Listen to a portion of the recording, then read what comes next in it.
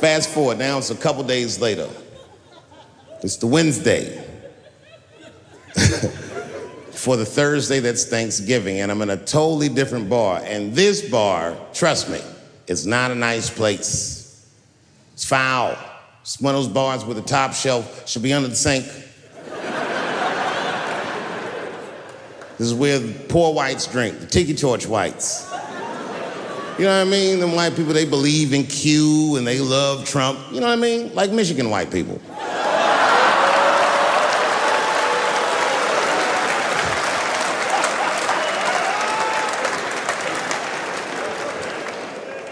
I remember I was at this bar one time. This is that kind of bar it is. I was in there one time, I was fucked up. And I turned around to everybody in the bar, I go, hey everybody, I'm gonna buy everyone in the bar around the drinks. And all the motherfuckers was like, hoorah! And the bartender knew I was drunk, so she pulled me aside. Miss Chapelle, are you sure about that?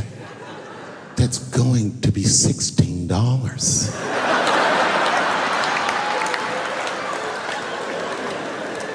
Tough time for the whites. And this was a holiday weekend, you know what I mean? These motherfuckers was having a rootin' tootin' time. They was in there partying, making all them noises. Woo! Ow! Yow! You know all them noises white people make before lynching? They was doing all that shit.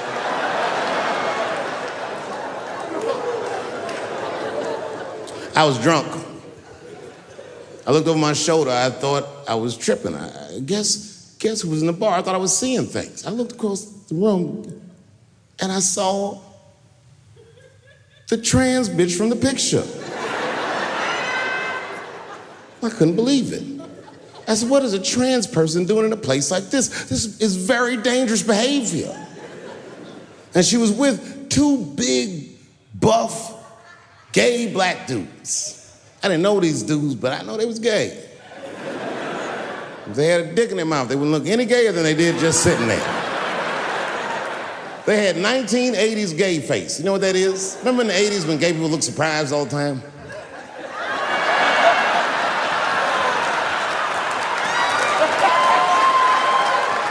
Close your mouth, nigga. What's surprising? You know what I mean? But they was huge. They looked like Juicy Smouillet's trainers. And I'm thinking, man, these motherfuckers in a line of trouble. So what I do is I stand up, and everybody in the bar likes me, so I make a big show of it to make sure that everyone can hear me. I walk right up to her, and I go, hey, I just met your mother the other night, and she told me all the great things you're doing in Hollywood, and I cannot believe that someone from a podunk place like this can achieve all that. I'm so proud of you. Welcome home. And the whole bar said, hoorah. And I said, whoosh. That ought to buy her some time. You know what I mean? A couple more drinks and these fellas are gonna start asking her for some pussy she might not have.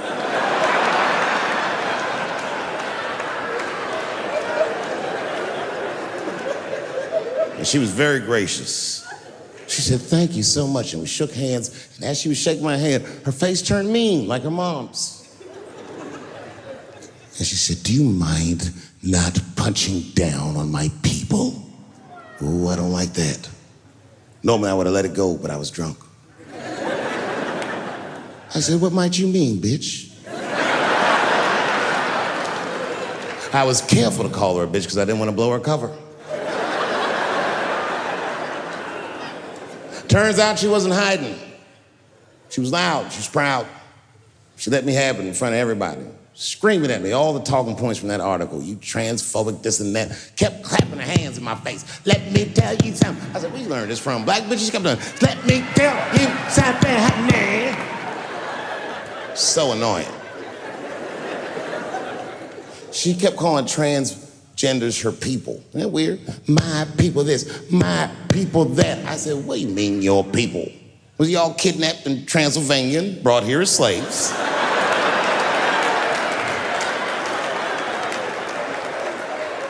She said, my people have struggled for decades, honey. Decades. And I looked at them gay black dudes like, is there anything you niggas need to tell this bitch? Clifford.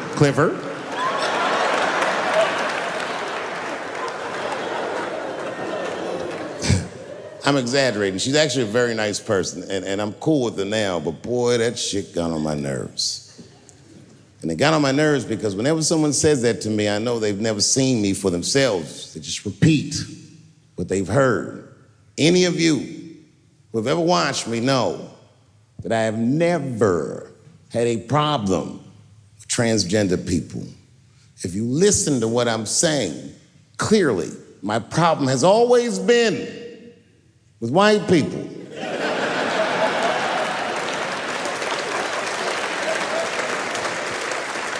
I have been arguing with the whites my entire career.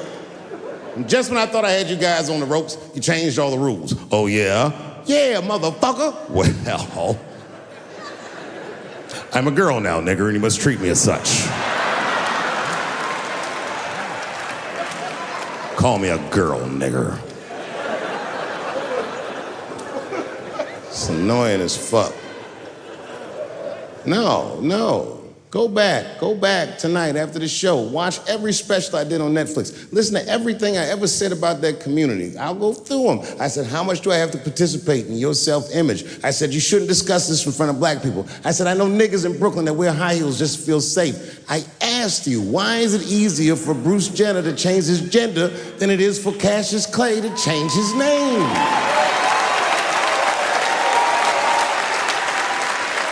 If you listen to what I'm saying, I'm not even talking about them, I'm talking about us, and they don't listen. It's very annoying. And they've canceled people that are more powerful than me. They canceled J.K. Rowling. My God, J.K. Rowling wrote all the Harry Potter books by herself. She sold so many books, the Bible worries about her. And they canceled her because she said in an interview, and this is not exactly what she said, but effectually, she said gender was a fact. And then the trans community got mad as shit. They started calling her a TERF. I didn't even know what the fuck that was. But I know that trans people make up words to win arguments. So I looked it up. TERF is an acronym. Stands for Trans Exclusionary Radical Feminists. This is a real thing. This is a group of women that hate transgender. They don't hate transgender women, but they look at trans women the way we blacks might look at blackface. It offends them. Like, ooh, this bitch is doing an impression of me.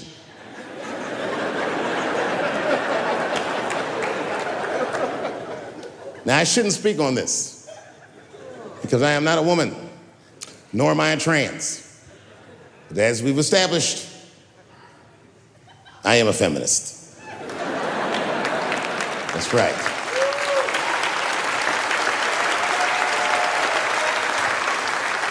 I'm Team TERF. I agree, man. Gender is a fact. You have to look at it from a woman's perspective. Look at it like this. Caitlyn Jenner, whom I've met, wonderful person. Caitlyn Jenner was voted Woman of the Year. Her first year as a woman. Ain't that something? Beat every bitch in Detroit. She's better than all of you. Never even had a period. Ain't that something? Oh, I'd be mad as shit if I was a woman. I'd be mad if I was me. If I was in a BET Awards sitting there and they're like, and the winner for Nigger of the Year, Eminem, my man.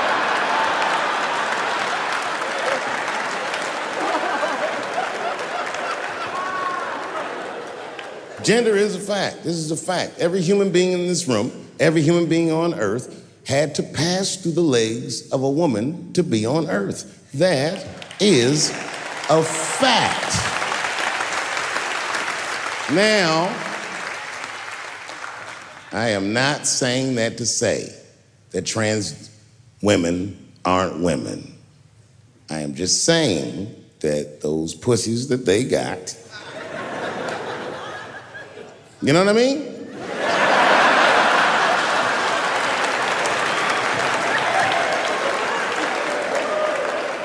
I'm not saying it's not pussy, but that's like beyond pussy or impossible pussy. You know what I Tastes like pussy, but that's not quite what it is it? It's not blood, that's beet juice.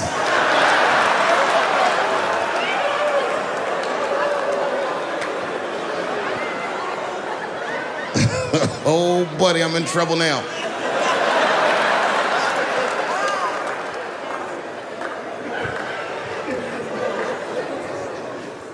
Before I go, I want to share this story with you because it's important to this point. I want your community to know that one of the coolest people I ever met was a transgender woman. And this is not a man that I knew that became a woman. This woman was trans when I met her. Lived in San Francisco. Daphne Dworman is her name. I would do 18 shows in the Bay Area, sometimes in Oakland and Dirty Hood nightclub, and she would be there, a white trans woman, laughing loud and hard at everything I said, especially the trans jokes. It's very puzzling because she was obviously trans. And one night after one of the shows, I met her. And what it was, turns out, it was her dream to be a comedian. And I was her hero. It's very moving. I could not dislike somebody that felt that way about me. We became fast friends. And when I made that special Sticks and Stones, right as it was coming out, I happened to be in San Francisco and I wanted to do a show, but I needed an opening act. And I remembered that trans woman I had met. So I called her on the phone. And I called her myself. I said, "Hey, Daphne, this is Dave Chapelle." She couldn't believe it. And I go, "I'm in San Francisco." And then she started saying a bunch of wild stuff. I was like, "Relax now, I don't want any pussy." I was, I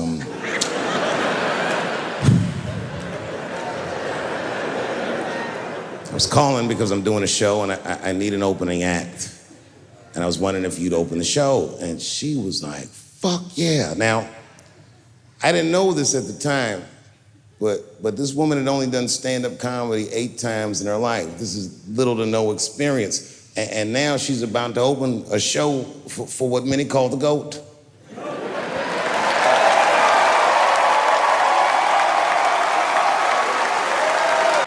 People always say to me, "Man, Chapelle Show looked like a blast. Was it fun?" It wasn't. It wasn't fun at all. It was hard. We'd have to stay awake for 48 hours at a time just to keep up with the schedule. We were bombed out and depleted. We were lumped up. We both had erectile dysfunction. I told Dave about mine, and he goes, "It's because we're using laptops too much, man." And then he goes, "Plus, we're not as young as we used to be." Meanwhile, there's no causal link between laptop use and erectile dysfunction. And also, we were 29. Dave Chapelle completely transformed my life. He lent me $1,000 so I could move to LA. He asked me to write a movie with him when I had 0 experience. Dave Chapelle believed in me at a time when absolutely nobody did. You know how we all have a friend who will hit us up out of the blue sometimes for something funny? Imagine what his texts and phone calls are like. One time he called me on a Tuesday afternoon and he goes, "Hey man, I just finished watching 12 Years a Slave. Anyhow, you think slaves ever whip their kids?" On a Tuesday afternoon. In closing, if you remember only one thing from my speech tonight, I hope that its Chapelle Show was not fun. But it was great, and it will be near impossible to beat, and it's because of that guy right there.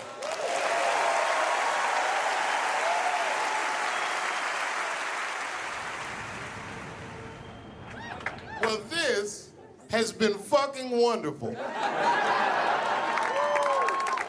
I don't know what to say, man. I don't even want this night to end.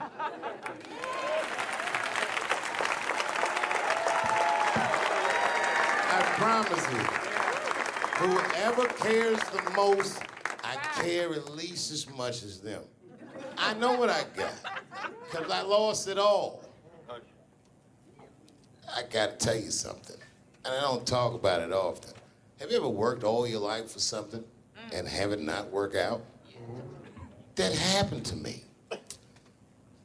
It was tough. Think about it. I was gone for 12 years. It's not a little bit of time. It was hell. I watched other niggas that I knew become very famous. I watched the world go on without me. I mourned the loss of it, and after a while, I didn't care. Coming back was terrifying. I understand what I am. I really do, more than anybody. Like when they write about me in history, I'll be dead reading it like, yeah, I knew they'd say that. They said that a person can't dream of a face they've never seen.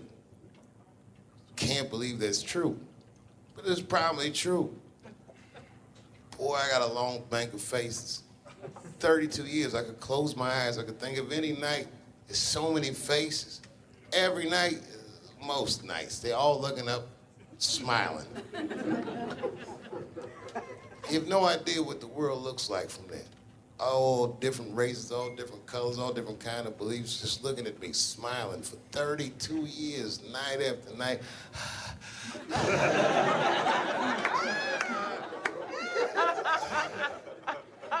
No comedian take that for granted. I swear to God, this might be the noblest of professions. Robin Williams had a bar that I loved. He said, comedy is the only job you can have where you can use everything you know. And that's true. You can use more than you know. You can use what you think. Use it. Don't be afraid. Don't let these bitch-ass niggas button your lip.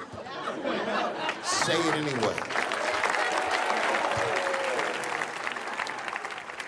If you're at home watching, not knowing what to make of this because you haven't checked Twitter yet to see how you feel, you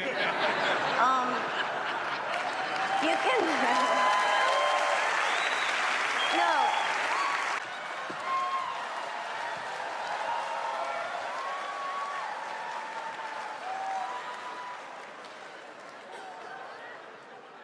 It's hard not to write these jokes. It's hard not to think about. Even when I watch sports, I be thinking about, think about, okay, say LeBron James changed his gender. You know what I mean? Okay, can he stay in the NBA, or, because he's a woman, does he have to go to the WNBA where he will score 840 points a game? What does it actually mean to be equal? You know what I mean? Like, if women are actually equal to men, then there would be no WNBA, would there? You would just be good enough to play in the NBA with us. Or, here's another idea that's gonna be very controversial. You could shut the fuck up.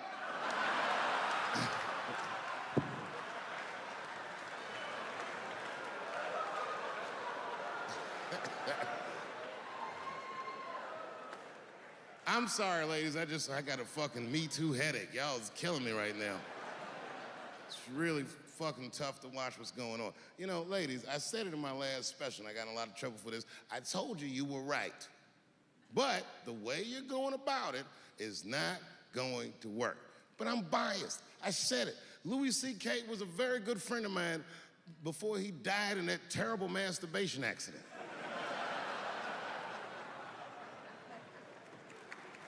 And it was his room. You read the story. He was masturbating in his own room. That's where you're supposed to masturbate. And then he said, hey, everybody, I'm gonna pull my dick out. Nobody ran for the door or nothing like that. They all just kind of hung out like, I wonder if this guy's serious. And he came on his own stomach. There it is. What is the threat? Have any women ever seen a guy that just came on his own stomach? This is the least threatening motherfucker the earth has ever seen. All you see is shame in their face and cum dripping down like pancake butter.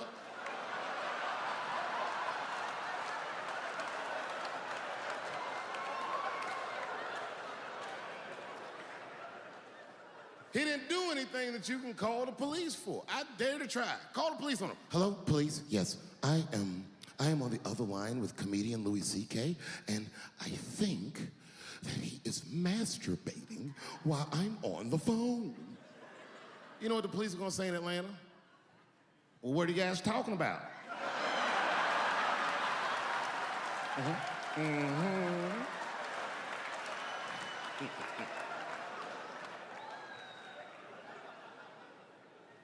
They ruined this nigga's life, and now he's coming back playing comedy clubs, and they acting like if he's able to do that, that's gonna hurt women. What the fuck is your agenda, ladies? Is sexism dead? No, in fact, the opposite happened. I said it was gonna get worse, and they said I was tone deaf. But 8 states, including your state, have passed the most stringent anti-abortion laws this nation has seen since Roe v. Wade. I told you. I'll be real with you, and I know nobody gives a fuck what I think anyway. I'm not for abortion. Oh, shut up, nigga.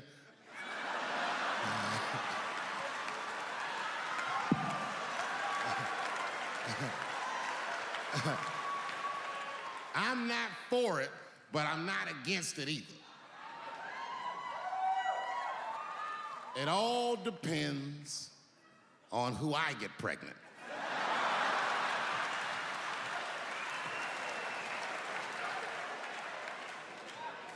I don't care, I'll tell you right now, I don't care what your religious beliefs are or anything. If you have a dick, you need to shut the fuck up on this one.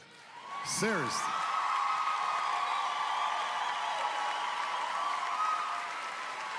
This is theirs.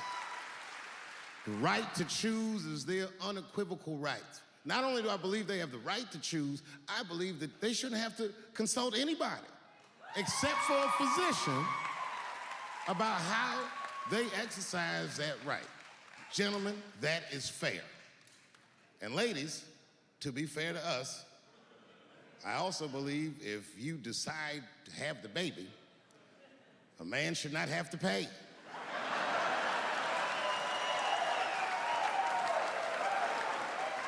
That's fair. If you can kill this motherfucker, I can at least abandon him. It's my money, my choice.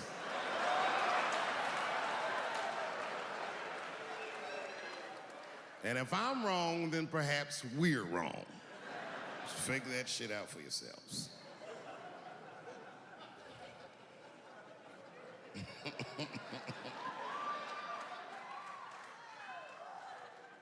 I mean, really, y'all, what the fuck are we doing? I can't live in this new world you're proposing. And meanwhile, while we're worrying about all this other shit, look at what's happening. They just killed another 12 people in a mass shooting in Virginia Beach. This shit's happening every week. It happens so much, I don't care anymore. I came home early from the road. I had a $12,000 suit on, because life's been going good. And I got home early, and dinner was cooking. You ever come home when dinner's cooking? Doesn't that smell good? And my son saw me, and he was like, Dad's home. And he got up from the table and ran over to give me a hug, but he had chicken grease all over his face. So I stepped on him like, yo, my man. Wash these threads, son. This is an expensive suit. I don't want you to get the chicken grease all over me. And he was like, what the chicken grease? Dad, this is duck.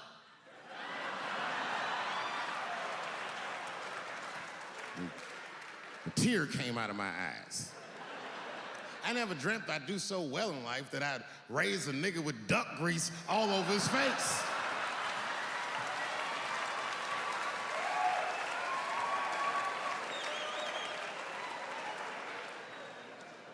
And we sat down, we just talked about everything. I was telling my wife about how my shows were going, and I told her my trans jokes, and she was like, oh, I hate that joke. And you know why she hates the joke? Because she's Asian.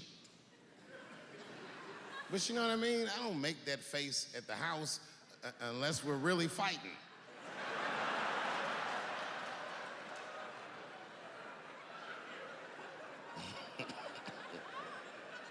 And me and her, like, we weren't arguing, but you know what I mean? She was just like, you need to stop doing that. And then I tried to change the subject. I go, how is school going, boys? And my sons tell me, well, we didn't have school today, technically. I'm like, well, what's going on? He said, well, there was like a school shooting drill. I never heard of this. You know what this is? They have drills that they make kids do where they practice what to do if somebody comes to shoot up their school. I'd never heard that before. I was like, what the fuck? Then I had to tell my sons the truth. I didn't want to tell them this shit. Son, listen to me. Fuck that drill. If somebody comes to your school and wants to shoot it up, I'm just gonna be honest with you. You probably gonna get shot, nigga. I'm just being real. You got a famous dad. I talk a lot of shit. They're gonna be gunning for you, little buddy. Just stay low and run in a zigzag pattern and don't try to save anybody, son. Do you understand me?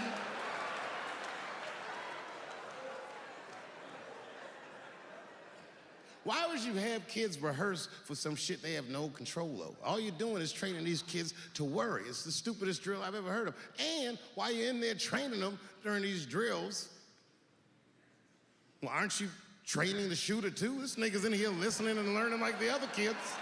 Sitting in the back. Where are we supposed to meet?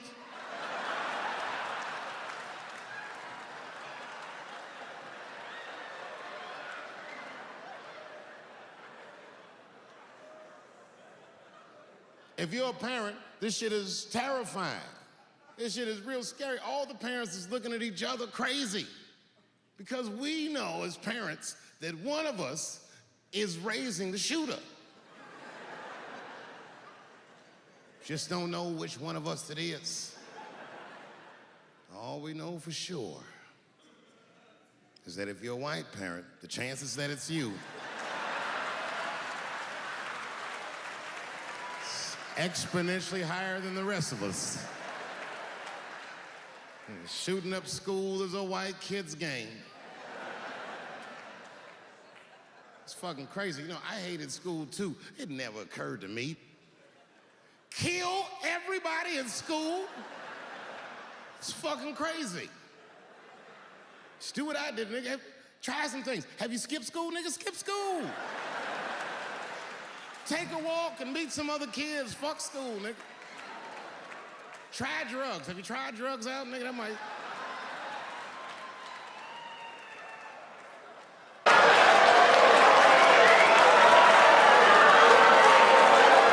This is my Bible. My son just turned 18 years old. Best day of my life because he's one of the trios I have. I have 3 kids and he's the last. 18 years old, and that's a man that's in his 50s. When you see your kids get 18 years old, that is your chance for you to live your life. I tell my kids all the time, once you turn 18, our relationship has changed. How is that, Daddy? I said, let me explain. I am no longer the provider. I am the advisor. So when you got a problem now, nigga, I say, this is what I would do if I was you. But you was raised right, nigga. Make good decisions. Close the door so me and your future stepmama can get busy. No, man, when your kids become an adult, it is your time to capture the things that you wanted to do, that you sacrificed by raising in them. I tell people all the time, kids are the most expensive thing you will ever purchase, to ever have in your life, because they, at the maximum, they are dream killers. At the minimum, nigga, they're dream delayers. Because you done put what you wanted to do to facilitate their growth. And when they get 18, it's your time for you to do the things you need to do because you're in the 4th quarter of your life. But some of y'all don't. Y'all still be in your kids' lives when they're 18 as if they was an adolescent. And I don't blame most of y'all because y'all let these kids around here manipulate you. Because them kids sit down and throw that guilt on you. They've been in your life and seen some of the times when you was at your lowest point. And they throw that shit in your face. They also know that there's things that you wanted to do for them that you couldn't do for them and you feel guilty about that and they play that shit on you. And I'm telling you right now, from the bottom of my heart, fuck these kids. Don't you let these motherfuckers fuck with you. I tell you right now, if you did everything to the best of your ability to provide for your kids, you are a great ass parent. Don't you let these little motherfuckers make you feel bad. Telling you right goddamn now. I wish one of my kids would tell me I'm not a great ass father. I only got one question for them, period. If I'm not a great father, nigga, who are you comparing me to? Who this mythological black man you think gonna make the sacrifices I did and all this for you like I did? Take you to all these activities, go to your basketball game, be there for 3 hours, and your ass don't even get in the game. Me and you sitting on the bench. You could have FaceTime me this bullshit. Sitting over there like you assistant coach and shit. Since we comparing, you ain't a good ass child. Almost lost my job fucking with your ass. Fuck these kids. These ain't jokes. I had time to spend time with my son and they make me learn that our kids are not built like us. My son don't have no swag, zero, nada, none. I told him the other day, let's ride, glide. He was like, glide, daddy. Get your ass in the car. I just want to know who's gliding. Is he a friend of yours? No, nigga, you glide. I made the thing. Open him up, let me swallow. You gotta understand, you can't raise your kids the way you was raised. It does not apply. The way we was raised does not have nothing to do with our kids. You gotta understand that we are inner city parents raising suburban kids. So all the things we went through does not apply to these little soft motherfuckers we dealing with. You put your hands on your kids, just one of the ass whooping that your mother and father gave you, put it on your kids. You'll scar these little soft motherfuckers for life. They can't do it. I just try to punish my son instead of putting wrong. This nigga write a suicide note. They don't know how long I can take this shit. Walls are coming in on me. This nigga can never go to jail. He can't even stay in his own room with an Xbox. These ain't jokes. My son got a concussion from falling in graves. He was in the hospital for 3 weeks. Hey, what's happening? What happened to him? I said, he tripped out back. They ain't built like us. You buy him a bike, you gotta get a helmet, shoulder pads, knee pads. You playing football or riding a bike, motherfucker. They not built like us. We used to go to the park, get on the swing set, and wrap the boat. Let one of these kids go to the swing set and try to wrap the boat. Come back, chain around your neck. Like, get your ass out. Get your motherfucker. They not built like that.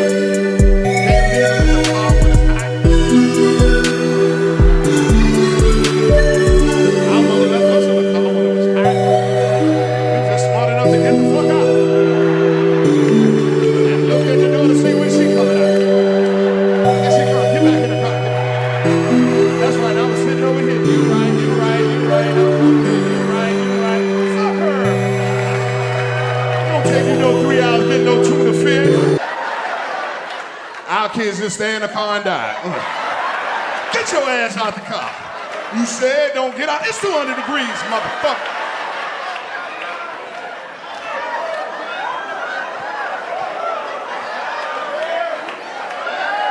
Die in the car. Stupid motherfucker. Fuck these kids. But you ain't gotta put your hands on no kids. Your kids ain't doing what they supposed to do. I done found their Achilles heel. I know exactly what you can get, how you can get them. They ain't doing what the fuck they supposed to do. Found their weakness. No, it ain't the phone, no. All you need to do, turn that motherfucker Wi-Fi off. They on that shit like crack. I ain't lying to you. My son, he be upstairs, I be calling him, come downstairs. Nigga, act like he don't hear me. I don't even call him no more. He don't do what the fuck he supposed to do. All I do is unplug that Wi-Fi. And they come to daddy, we ain't got no signal. Signal, daddy, signal. I was playing Fortnite. I was really doing that. This nigga's cracking, look at him. I ain't got no signal today. You look at me, daddy, you got signal. I say, I got signal. I ain't get signal. Take that trash out, nigga. You take that trash out, nigga. I see 5G in your future. I'm Earthquake. I love y'all all day long. This is how we do it.